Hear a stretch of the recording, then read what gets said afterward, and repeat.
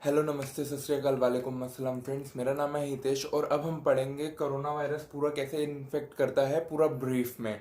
अब corona virus की cycle क्या है। पहले वो थ्रोट पे इफेक्ट करती है, फिर हमारा digestive system, then our blood circulation system and then our nervous system. अब जो ब्लड सर्कुलेशन है, नर्वस सिस्टम है, ये दोनों एक साथ ही होते हैं एंड देन हमारा रेस्पिरेटरी सिस्टम पे अटैक होता है। अब कोरोना वायरस की साइकिल पढ़ने से पहले हमें यह भी पता होना चाहिए कि कोरोना वायरस है क्या और ये कैसे अपना लाइफ साइकिल प्रोसेस करता है। कोरोना वायरस, अब जो ये वायरसेस है ना, ये जनरली बाहर के सराउंडिंग्स में तो as a non living thing रहते हैं, बट जैसे ही वो हमारी बॉडी में एंटर करते हैं तो वो क्या लिविंग थिंग की तरह बिहेव करते हैं और अपनी लाइफ साइकिल स्टार्ट कर देते हैं, जो है अपने आप को एग्जिस्ट रखना और अपने आप को रेप्लिकेट करते रहना। अब क्या होता है, जैसे ही एक वायरस हमारे सेल में इन्वेड होता है, अब वो जैसे ही सेल में इन्वेड होगा तो अपना वो क्या कर देगा, लाइफ प्रोसेस स्टार्ट कर देगा। अब वो जिस सेल की लोकेशन से हल्का सा अंदर जाता है, वहां पे वो हल्का सा ग्रूव बना देता है। अब वो जैसे ही सेल के अंदर जाएगा, वो क्या करेगा, म्यूटेट करना स्टार्ट कर देगा। एक से दो, दो से चार, चार से आठ, ऐसे ही चलता रहेगा। और वो तब तक म्यूटेट करता रहेगा जब तक उस सेल में पावर है, उसमें कैपेसिटी है। और ऐसे ही क्या होगा, वो एक बार को आएगा कि पूरा सेल को फुल कर देगा और सेल को बस्ट करके उससे बाहर आ जाएगा। अब ये तो हो गया हमारा वायरस कैसे इन्फेक्ट कर रहा है। अब जब वो हमारी बॉडी में एंटर करेगा, वो या तो नोज से एंटर करेगा या माउथ से एंटर करेगा। अब या तो वो नोज से एंटर कर रहा है या माउथ से एंटर कर रहा है। अब वो जैसे ही एंटर करेगा ना, वो या तो हमारे एडोनॉइड से टकराएगा या टॉन्सिल से टकराएगा। अब वो जैसे ही वहां पे टकराएगा तो क्या होगा, हमारा lymphatic system, defence system one activate हो जाएगा और उसको पता चल जाएगा कि हमारे पास वायरस आ गया है हमारी बॉडी में और उसको ट्रीट करना स्टार्ट कर दो। अब जो लिम्फेटिक सिस्टम में मैंने आपको बताए थे नोड्स होते हैं, वो क्या करेंगे, नोड्स इनको कलेक्ट करना स्टार्ट कर देंगे। बट क्या होता है कि कुछ हमारे सेल्स में इन्फेक्ट कर चुके होते हैं। अब वो जैसे ही उन सेल्स में जा चुके होंगे, वो अपनी वहां से मल्टीप्लिकेशन स्टार्ट कर देंगे और मल्टीप्लिकेशन करते करते अपने इतनी ज्यादा क्वांटिटी में बढ़ डालेंगे कि वो हमारे फर्दर हमारे सेल्स को क्या कर सके, इम्पैक्ट कर सके और उनको हार्म कर सके। चलो अब लेट सपोज करते हैं जो ये वायरस है ना, ये हमारे डाइजेस्टिव ट्रैक में भी चला गया है और रेस्पिरेटरी ट्रैक में भी चला गया है और ये फर्दर ऑर्गन्स को क्या कर रहा है, डैमेज कर रहा है, डिस्ट्रॉय कर रहा है। तो क्या होगा, जो हमारे जो लिम्फ वेसल्स हैं और जो हमारे नोड्स हैं, लिम्फ नोड्स हैं, ये क्या करेंगे, इस वायरसेस को अपने अंदर खींचना स्टार्ट कर देंगे। और ये कहाँ प्रेजेंट होते हैं, पूरी बॉडी के अंदर प्रेजेंट होते हैं, आर्म पिट में और हमारे चेस्ट के एरिया में, हमारे ग्रोइन एरिया में और नेक के पास। ये क्या होते हैं, ज्यादा क्वांटिटी में होते हैं। और जब भी इन्फेक्शन आएगा ना, तो वो उसको क्या करने लग जाएंगे, अपने अंदर एब्जॉर्ब करेंगे और उसको डिक्रीज करने की कोशिश करेंगे, उसको वेयर आउट करने की कोशिश करेंगे with the help of antibodies. अब क्या होता है, कहीं कभार वायरस बहुत ज्यादा हो जाते हैं हमारी बॉडी में और जब हम एक्सहेल करते हैं एयर और जब हमारे वायरसेस वहां से म्यूटेट होकर भी आगे आ रहे होते हैं, तो क्या होता है, हमारे एक्सहेल्ड एयर से हमारे वायरसेस हैं वो बाहर चले जाते हैं एनवायरनमेंट में। इसी वजह से क्या होता है, वायरसेस आगे फैल रहे हैं एंड जो हमारी बॉडी तो अब इतनी कैपेबल है नहीं ना कि वो और वायरसेस को हैंडल कर सके, इसलिए क्या होता है, वो वायरसेस को बाहर भेज दे देते हैं। अब हम माइथ है कि वो सबसे पहले रेस्पिरेटरी ट्रैक पे अटैक करता है, पहले वो देख लेते हैं। जैसे मानो अगर वो हमारे नोज से गया तो सबसे पहले एडिनोइड से टकराएगा। चलो एडिनोइड से बच गया, अगर हमारे अंदर बहुत सारे वायरसेस चले गए एक साथ तो एडिनोइड से भी बच गया। कुछ वायरस हमारे क्या हैं, एयर के साथ होंगे, वो कहाँ पे अटैक करेंगे, टंग के बेस पे। अब जो टंग का बेस होगा ना, उसके ऊपर क्या होंगे, हमारे सलाइवा होगा और सलाइवा में क्या होता है, म्यूकस भी होता है। अब वो वहां से फिल्टर होने की कोशिश करेगा और अगर वहां से भी बच जाए तो क्या होगा, हमारे लैरिनेक्स एंड फेरिनेक्स है वो उसको फिल्टर करने की कोशिश करेंगे। अब क्या होगा, फेरिनेक्स एंड लैरिनेक्स से भी मान लेते हैं वो हल्का सा बच गया, तो क्या आएगा, वो सीधा विंड ट्रैक में जाएगा जो हमारे फूड पाइप से आगे होती है। अब वो वोकल कॉर्ड से टकराएगा। अब वोकल कॉर्ड भी उसको कुछ परसेंटेज में क्या करेंगे, फिल्टर करेंगे। चलो मान लेते हैं वहां से भी बच गया फिल्टर होने से। अब क्या होगा, हमारे जो ट्रैकिया है उसके अंदर आएंगे, और ट्रैकिया क्या है, कार्टिलेजियस मस्कुलर का बना है, कार्टिलेजियस टिश्यूज का बना है। अब वो जो कार्टिलेजियस चीज होगी उसके अंदर क्या है, ग्रूव्स है। अब वो ग्रूव्स किस लिए है, अगर बाय चांस कोई भी वायरस आता है वो सीधा हमारे लंग्स में ना जाए, और वो क्या करे, वो ग्रूव्स में एयर टकरा टकरा के हमारे लंग्स में जाएगी, और वहां से कुछ वायरस होंगे जो वहां पे इन्फेक्ट कर देंगे, और उसके अराउंड नोट्स होंगी, और क्या होगा, वो नोट्स में सोख लेगा उन वायरसेस को। अब जो हमारा ट्रैक है उसके अंदर 15 ग्रूव्स हैं, 15 कार्टिलेजियस हैं, और बाय चांस मान लेते हैं उसके अंदर से भी बच गया, तो कहाँ जाएगा, हमारा ब्रोंकीज में। ब्रोंकीज भी कार्टिलेजियस की बनी हुई है, तो क्या होगा, वहां पे टकराते टकराते एकदम मैन्यूट हो जाएगा। अब मान लेते हैं लंग्स के अंदर हमारा एल्वियोलाई में भी पहुंच गया है, तो जो इतना मल्टीप्लिकेशन होना था, चलो वो तो हो चुका, बट जो वायरसेस हैं वो वहां से फिल्टर होते होते हमारे एल्वियोलाइज में जाएंगे। हमारी जो एल्वियोलाइज है वो मिलियंस में है, और अगर मान लेते हैं 100 एल्वियोलाइज भी उस टाइम इन्फेक्ट हो गए, तो क्या हो गया, बाकी सारे तो काम कर रहे हैं। मतलब एक समुद्र के अंदर से एक लोटा हमने जल का निकाल लिया।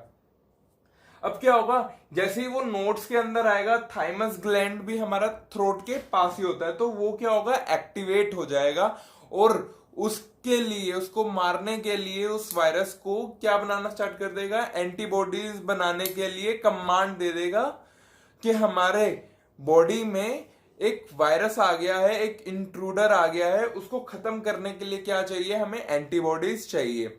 चलो, अब तो सिर्फ क्या कहते हैं, हमारा सिर्फ और सिर्फ किसकी बात हो गई, रेस्पिरेटरी ट्रैक की। अब अगर हम बात कर लेते हैं अब फूड सिस्टम, डाइजेस्टिव सिस्टम की, तो क्या होगा, अगर मान लो ये वायरस है, मल्टीप्लाई हो रहा है, और हम क्या खाना खाते हैं, तो खाना खाकर ये वायरस है वो हमारे कहाँ पे पहुंच जाएंगे, फूड पाइप में पहुंचेंगे। अब क्या होता है, यहाँ पे भी वो सलाइवा के साथ मिलेगा, और जो म्यूकस है उसको बाइंड करने का कोशिश करेगा, जो हमारा इनिशियली बहुत हल्का म्यूकस होता है।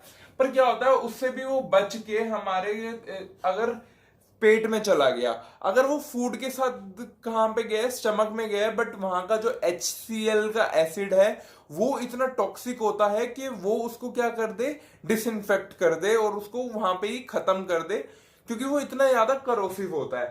पर अब मान लेते हैं हम क्या करते हैं, हम पानी पीते हैं। अब पानी पीते हैं, और यहाँ पे जो स्टिक हो गया था एक सेल के अंदर हमारा वायरस, और वो मल्टीप्लाई कर रहा है, तो वो वो पीछे से भी निकलेगा और आगे से भी मल्टीप्लाई होके निकलेगा। अब अगर हमने पानी के साथ पी लिया, तो पानी के साथ हमारे किस में आ जाएगा, स्टमक में, और स्टमक में हमने पढ़ा है कि लिक्विड तो रुकता ही नहीं है, और वो क्या करेगा, उस वाटर को आगे भेज देगा। अब उस वाटर में कुछ हमारे क्या होंगे, वायरसेस होंगे, जो क्या होगा, गलती से हमारे स्मॉल इंटेस्टाइन के अंदर एब्जॉर्ब हो जाएंगे, और वो कहां चले जाएंगे, हमारा लीवर में चले जाएंगे। अब लीवर क्या करेगा, उसको रेगुलेट करेगा। तो ऐसे ही क्या होगा, अब एक स्टेज आएगी, क्या होगा, उसने लीवर ने भी अपना रेगुलेट करा, बट वो हमारी बॉडी में ब्लड स्ट्रीम में जाके इतना ज्यादा हो गया कि एट लास्ट वो क्या होगा, जब हमारे स्मॉल इंटेस्टाइन से भी के बस की भी बाहर हो जाएगी उसको फिल्टर करना या उसको एब्जॉर्ब करना, तो वो कहाँ पहुंच जाएगा, हमारे अपेंडिक्स में पहुंच जाएगा।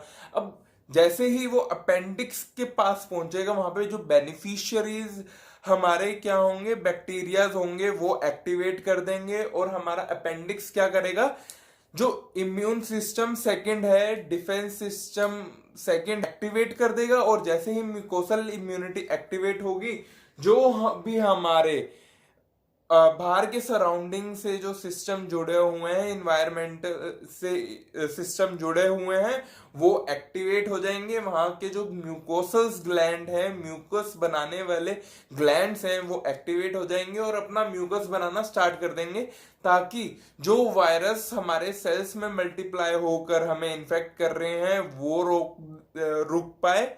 और अगर कोई बाहर से भी वायरस आ रहा है तो वो उस म्यूकस में फंस जाए, और जो हमारे ऑर्गन्स रिमेन रह गए हैं, जो हमारे सेल्स रिमेनिंग रह गए हैं कुछ परसेंटेज में, वो डैमेज होना बंद हो जाए और वो खत्म ना हो पाए।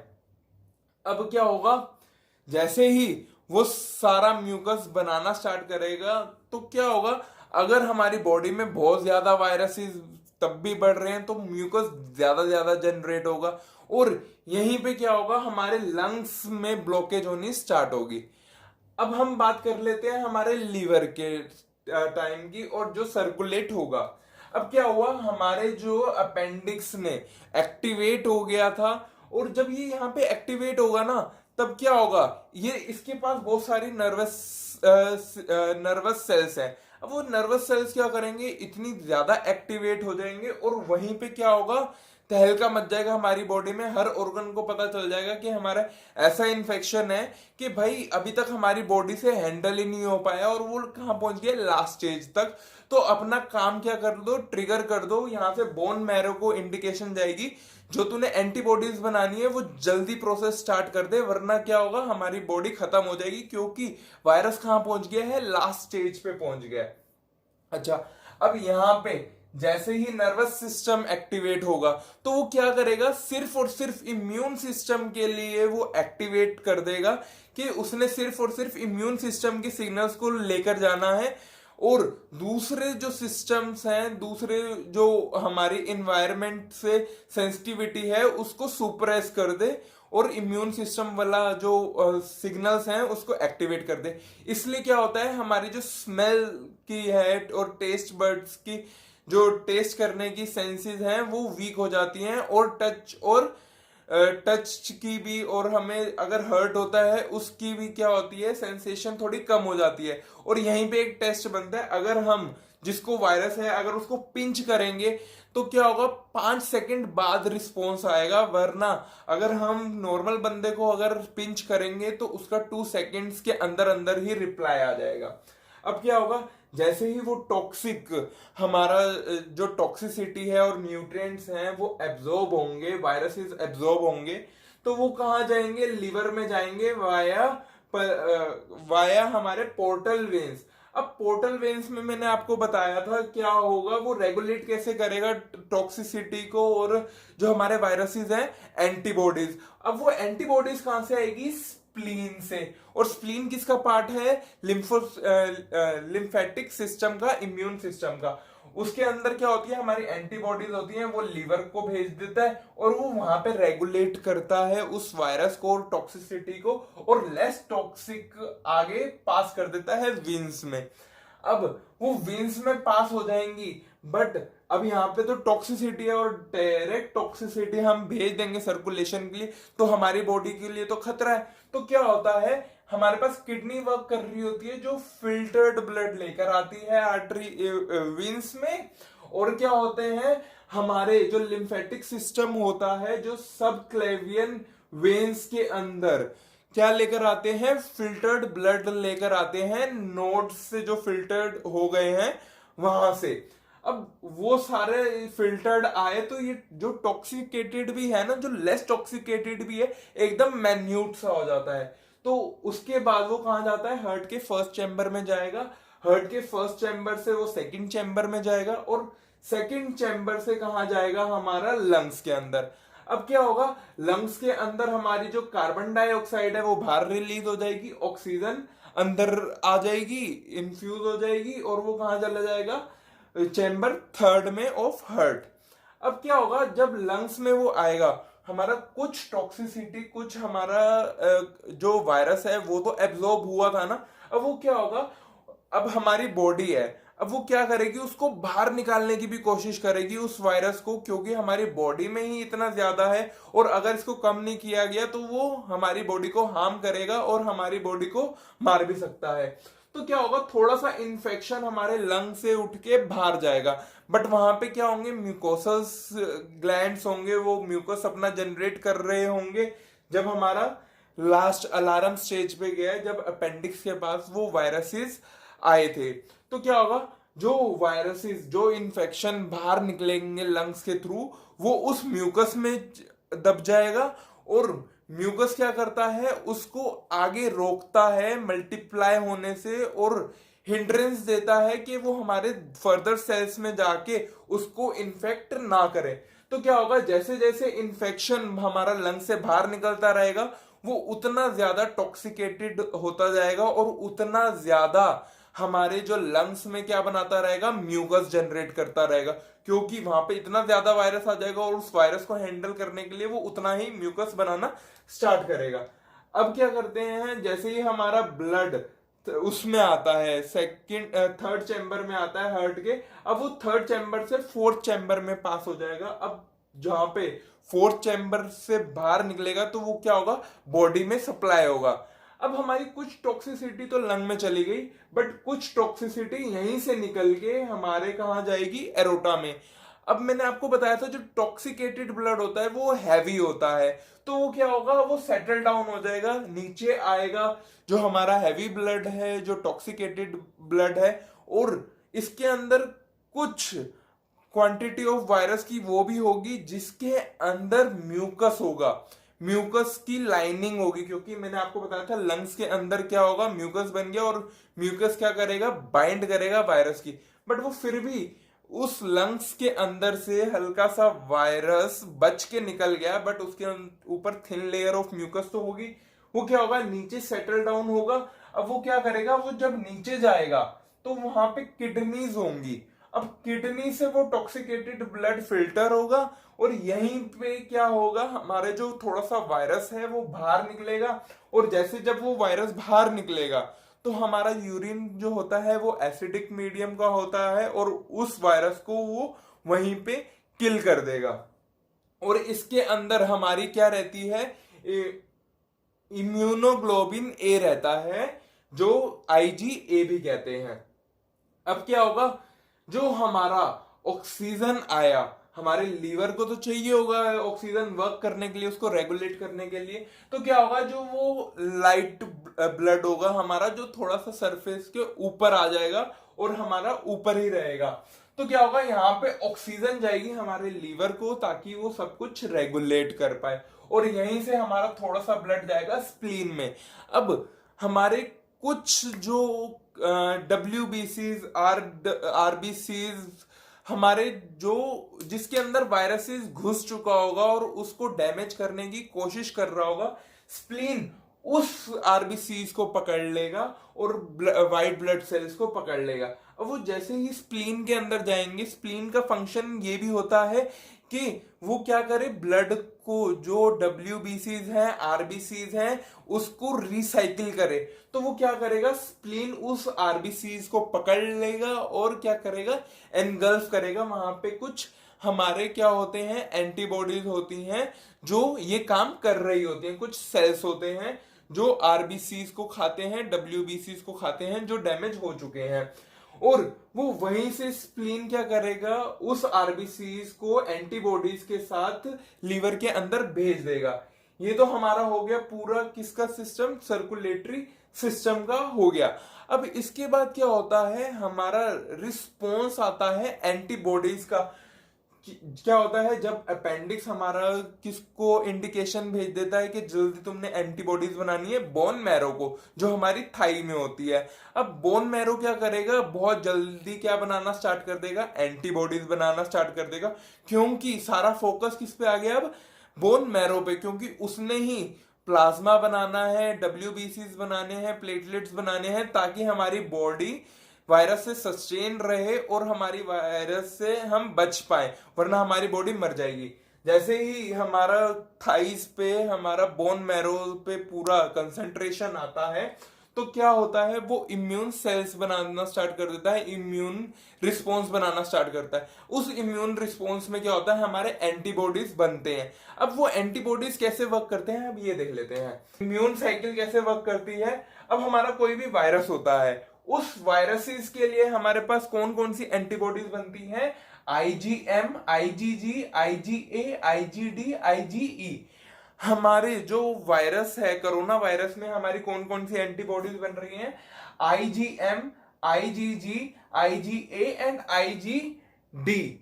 अब क्या होता है, ये किस सीरीज में बनती हैं, आईजीएम बनती है, फिर आईजीजी बनती है, आईजीए, आईजीडी बनती है, और लास्ट में अगर क्या कहते हैं बहुत ज्यादा इन्फेक्शन होता है, और इन्फेक्शन क्या कहते हैं, ये एलर्जी के लिए है, आईजीई बनता है।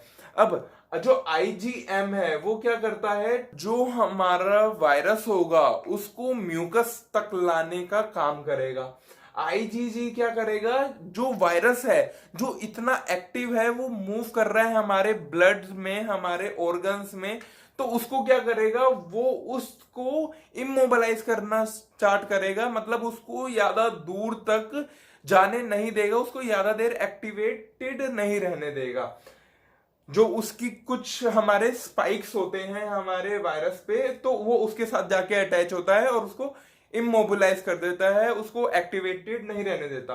अब जो आईजीए हैं वो क्या करते हैं, हमारा डिसॉल्व करते हैं म्यूकस, क्योंकि हमारे म्यूकोसल ग्लैंड्स इतना म्यूकस बना चुका होता है, उसको भी डिसॉल्व करने की जरूरत पड़ती है, वरना क्या होगा, एल्वियोलाइज के अंदर क्या होगा, हमारा म्यूकस फंसता जाएगा और हमें क्या होगा, सांस लेने में दिक्कत आ जाएगी। अब क्या होगा, उसके बाद क्या होता है, आईजीडी बनता है। जो आईजीडी होता है वो क्या करता है, जो इमेच्योर बी सेल्स होते हैं, जो हमारे प्लाज्मा को बनाने का काम करता है, तो वो अगर इमेच्योर होते हैं, अभी तक पूरे बने नहीं होते, तो आईजीडी क्या करता है, उनके साथ जाके चिपक जाता है और उनको दोबारा से रिसाइकिल करवाता है। और आईजीई है वो हमारा एलर्जीज में बनता है, जब भी हमें एलर्जी होती है। अब ये इम्यून साइकिल पूरी देखते हैं। अब क्या होता है, वायरस होता है वो ऐसे ही घूम रहा होता है, तो अगर हमारी एंटीबॉडीज बन जाती हैं और वो प्रेजेंट होती है, तो क्या होता है, वो हमारे वायरस पे अटैक करती है। अब जब वो वायरस पे अटैक करेगी तो उसके कुछ स्पाइक्स होते हैं जहां से वो अपनी एक्टिविटी करना स्टार्ट करता है, तो वो उस एक्टिविटी पॉइंट पे जाके वो क्या होते हैं, हमारी स्पाइक्स जाके चिपक जाती हैं। अब वो जैसे ही वहां पे स्पाइक्स चिपकेंगी, तो एक किलर सेल्स होते हैं, उसको फिगोसाइट्स भी कहते हैं, तो वो क्या करते हैं, वो एक्टिवेट हो जाते हैं, वो देखते हैं जहां पे भी इम्यून कॉम्प्लेक्स बना है, मेरे को क्या करना है, उसको खाना है, क्योंकि वही उसका क्या होता है, खाना होता है, फूड होता है। वो उस फिगोसाइट्स उस इम्यून कॉम्प्लेक्स को खाते हैं और क्या करते हैं, डाइजेस्ट करना स्टार्ट कर देते हैं, उसको तोड़ना स्टार्ट कर देते हैं, एनगल्फ करना स्टार्ट कर देते हैं, और उसको इतना तोड़ देते हैं कि वायरस के अंदर एक आरएनए या डीएनए होता है जो मेन वर्क करता है और रेप्लिकेशन में हेल्प करता है, उसको नष्ट कर देता है, उसको डिस्ट्रॉय कर देता है, और ऐसे ही हमारा जो वायरस है वो डिस्ट्रॉय हो जाता है। पर अब क्या होता है, वायरस की सारी बात तो हो गई, अब वायरस से एक जगह से और हमारे बॉडी में एंटर कर सकता है, वो है आईज के थ्रू। अब क्या होगा, जब वो आईज के थ्रू जाएगा, तो जो म्यूकोसस ग्लैंड है वो सारे हमारे कहाँ पे प्रेजेंट होते हैं, जो भी इन्वायरमेंट से कांटेक्ट में होते हैं। तो क्या होगा, यहाँ पे जो आईज के नीचे हमारा म्यूकस जनरेट हुआ था, या अभी तो जनरेट नहीं होगा क्योंकि अभी तो वो एंटर कर रहा है, तो क्या होगा, वो वहां पे जाएगा और वहां पे मल्टीप्लिकेशन स्टार्ट कर देगा। अब वो जैसे ही मल्टीप्लिकेशन स्टार्ट करेगा, वो कहां पे पहुंचेगा, हमारे माउथ वाली जगह पे पहुंचेगा, जहां पे सलाइवा उसको पकड़ेगा और वही प्रोसेस होता रहेगा। अब क्या होगा, जब वो हमारी आईज में इन्फेक्ट करेगा, तो हमें क्या होगा, थोड़ा सा स्वेलिंग सी आएगी हमारी आईज में, और हमें थोड़ा रेडिशनेस भी आ सकती है, और हमारी आईज में क्या होगी, थोड़ी सी जलन सी होगी। अब तो ये सारी बात हो गई हमारा कि वायरस कैसे इन्फेक्ट कर रहा है। अब कुछ उन सिम्टम्स के बारे में देख लेते हैं और कैसे कैसे उस जगह पे आने स्टार्ट होते हैं सीरियल वाइज। अब क्या होता है, सबसे पहले हमारे थ्रोट में क्या होता है, वायरस अटैक करता है। जैसे ही हमारे थ्रोट में जाएगा तो क्या होगा, यहाँ पे फिल्टर होने की कोशिश करता है और वायरस यहीं पे पकड़ने की कोशिश करता है, ताकि वो हमेशा कहाँ जाए, फूड पाइप में ही जाए। क्योंकि जो भी हमारा लिक्विड है वो कहाँ जाता है, फूड ट्रैक में जाता है, और जो एयर होती है वो हमारी कहाँ जाती है, रेस्पिरेटरी ट्रैक में, ट्रैकिया में जाती है। अब जब ये यहाँ से ट्रैकिया में जा रही होती है या फूड पाइप में जा रही होती है, तो ये फिल्टर होती है कहाँ पे, हमारे थ्रोट के एरिया में। यहाँ पे सबसे ज्यादा हमारा म्यूकस होता है। अब क्या होता है, अब जब यहाँ पे म्यूकस होता है तो यहाँ पे आके हमारा वायरस अगर एक दो भी बचेंगे तो क्या होगा, यहाँ पे अटैक करते हैं और यहाँ पे मल्टीप्लिकेशन होनी स्टार्ट हो जाती है। अब जब यहाँ पे मल्टीप्लिकेशन होती है तो सबसे पहले हमारी थ्रोट पे इन्फेक्शन आ जाता है, या तो हमारे वहां से ड्राई हो जाएगा, या हमें वहां पे क्या होगा, पेन होनी स्टार्ट होगी हमारे थ्रोट में। अच्छा, अब यहां से भी क्या होता है, वो वायरस बच के आगे निकलता है। दो हमारे सिम्टम्स तो आ गए थ्रोट के।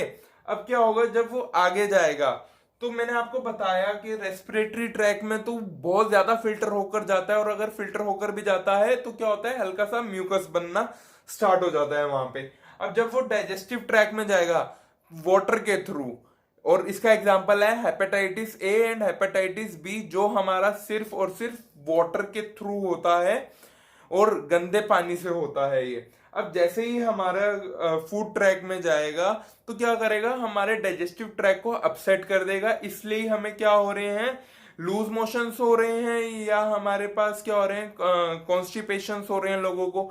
अब जब डाइजेस्टिव ट्रैक हमारा क्या होगा, डिस्टर्ब हो जाएगा, उसके बाद जब लास्ट स्टेज पे पहुंचेगा, जब हमारा अपेंडिक्स के पास पहुंचेगा और वो अलार्म बजाएगा, तो क्या होगा, हमारे नर्वस सेल्स क्या हो जाएंगे, एक्टिवेट हो जाएंगे, और क्या होगा, यहाँ पे ही हमारा टॉक्सिसिटी कहाँ पहुंच जाएगी, ब्लड में पहुंच जाएगी। अब क्या होगा, जब हमारा अपेंडिक्स खराब होता है तो हमें नोजिया सा होता है, फीवर होता है, और क्या होता है, वॉमिटिंग सेंसेशन होती है। तो इसलिए ही लोगों को क्या हो रहे हैं, वॉमिटिंग सेंसेशन भी हो रही है, नोजिया भी हो रहा है, और फीवर भी हो रहा है। अब जब फीवर होता है तो यहीं पे रिस्पॉन्स होता है, वो क्या कर देता है, कमांड भेजता है लीवर को कि हल्का सा हीटिंग स्टार्ट करो। अब जब जैसे ही फीवर होता है तो लीवर क्या होगा, थोड़ा सा हीट अप होगा, इसलिए हमें क्या होगा, फीवर आएगा। अब जब हमारे ब्लड सर्कुलेशन में वायरस पहुंच जाएगा तो क्या होगा, हमारे वो अदर पार्ट्स को भी क्या करना स्टार्ट कर देगा, हार्म करना स्टार्ट कर देगा, और इससे क्या होगा, लीवर तो वीक होगा ही होगा। इसके बाद जब वो हमारे ब्लड में जाएगा तो ब्लड क्या हो जाएगा, हैवी हो जाएगा। अब ब्लड हैवी हो गया तो दूसरे जो ऑर्गन्स हैं उसके पास ऑक्सीजन पहुंचना कम हो जाएगा। अब यहाँ पे क्या हुआ था, अपेंडिक्स में हमारी नर्वस सेल्स भी क्या हुए थे, एक्टिवेट हुए थे। अब नर्वस सेल्स सिर्फ और सिर्फ इम्यून सिस्टम के लिए ज्यादा से ज्यादा काम कर रहे हैं। अब जब वो नर्वस सेल्स इम्यून सिस्टम के लिए काम करेंगे तो क्या होगा, वो सिर्फ और सिर्फ लिम्फेटिक सिस्टम को देखेंगे, लीवर को देखेंगे, डाइजेस्टिव ट्रैक को देखेंगे थोड़ा सा, और हमारे रेस्पिरेटरी ट्रैक, और जो म्यूकस सेल्स हैं उसको एक्टिवेट करेगा और उनके म्यूकस बनाने में हेल्प करेगा, और म्यूकोसल इम्यूनिटी के पास वो नर्व सेल्स सबसे ज्यादा सिग्नल्स भेजेंगे। इसलिए क्या होता है, वो दूसरे जो सिग्नल्स होते हैं वेस्ट के, जैसे स्मेल करना, टेस्ट करना, और बाहर के एनवायरनमेंट को फील करना, उसकी टेंडेंसी उसकी क्या हो जाती है, डिक्रीज हो जाती है, कम हो जाती है। और इस वजह से क्या होते हैं, हमारे टेस्ट एंड स्मेल जो हो गई वो क्या हो जाती है, चली जाती है कुछ टाइम के लिए, जब तक हमारा इम्यून रिस्पॉन्स दोबारा से अच्छा नहीं हो जाता। और क्या करते हैं, नर्व सेल्स किसको इंडिकेट कर देते हैं, बोन मैरो को इशारा कर देते हैं कि तूने क्या बनानी है, जल्दी से जल्दी एंटीबॉडीज, क्योंकि हमारा जो वायरस है वो लास्ट स्टेज पे आ गया है। अब जैसे ही वो एंटीबॉडीज बना लेगा वो तो रिलीज कर देगा। अब जब एंटीबॉडीज भी रिलीज होते हैं तो क्या होता है, उसके साथ हमारे सिस्टम चाइल्ड में क्या होते हैं, फैट एंड प्रोटीन्स क्या होते हैं, हमारे स्टोर होते हैं। वो उन फैट एंड प्रोटीन्स को साथ लेकर ही कहाँ जाते हैं, ऊपर जाते हैं, क्योंकि उसने आगे भी कुछ ना कुछ प्रोसेस करना होता है उस एंटीबॉडीज के साथ, जैसे dissolution of mucus and other चीजों को में भी उसको क्या पड़ती है, उनकी जरूरत पड़ती है प्रोटीन एंड फैट्स की।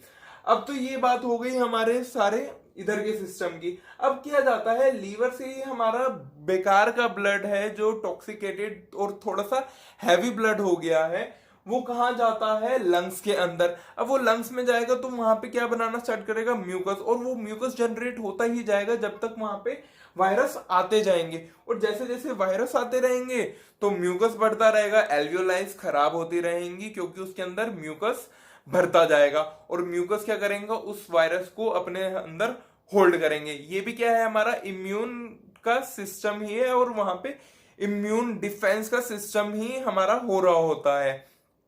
पर वो इतना ज्यादा होना स्टार्ट हो जाता है एक टाइम पे कि हमारी सारी एल्वियोलाइज क्या हो जाती हैं, म्यूकस में डूब जाती हैं, और वहां पे म्यूकस डिपॉजिट हो जाता है, इसलिए हमें सांस लेने में दिक्कत आ जाती है और हमें वेंटिलेटर पे जाना पड़ता है।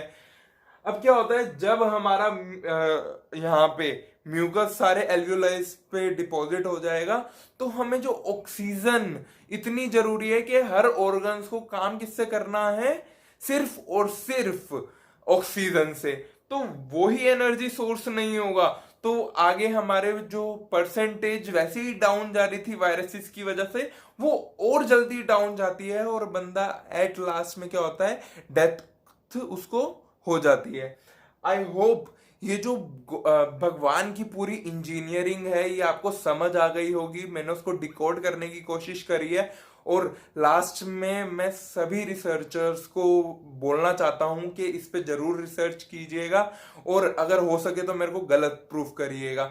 And last but not least, मैं अपने विद्यासागर सर को और झंडेवाला मंदिर के जो भी कमेटी है उनको मैं थैंक्स करना चाहता हूं, क्योंकि मैं वहीं से ये बायोलॉजी सीखा और उन्होंने ही मेरे को पढ़ाया। और एक स्पेशल थैंक्स मेरी झंडे वाली माँ को, जिसकी वजह से मेरे को ये सारा का सारा चीजें पता चली और मैं ये सारी चीजें आपको बता पा रहा हूँ। और अगर आपको ये जो वीडियो है वो अच्छी लगी है तो इसको एक थम्स अप दे दिएगा, और इसको सब्सक्राइब करना ना भूले। मैंने उन वीडियोस में नहीं कहा बट मैं इस वीडियो में जरूर बोल रहा हूँ। जय हिंद, वंदे मातरम। आई होप अब आप अपने इम्यूनिटी पे वर्क करेंगे।